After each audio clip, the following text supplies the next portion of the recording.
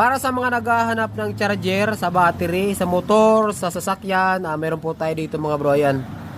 Uy, meron tayong 300 amperes. So, available po yan sa ating TikTok shop. So, bali, ito mga bro ang ginagamit natin dito sa shop. Ayan. So, meron po tayong maliit na shop. Ang ginagamit yung charger, ito mga bro. Ayan. So, pwede kayo mag-order mga bro. Available po yan sa ating TikTok shop. Sa halagang 461 mga bro, meron na po kayong charger. Meron yung manual, may indicator siya ng automatic tsaka manual, motor sa cycle or car, full charge, meron tayo dito 24 volts indicator, 12 volts indicator. Ito kapag kabaliktad yung kabit nyo, reverse connection, tapos charging indicator. Kagaya nan, meron po tayong charge na battery. Kung makikita nyo dito, naka-automatic tayo at ay yung ating voltmeter 14 volts lang. Kapag manual ko yan, mas malakas siya. Pindutin nyo yung manual, so 16 volts na. So mas fast charger siya mga bro. Mas malakas siya mag-charge.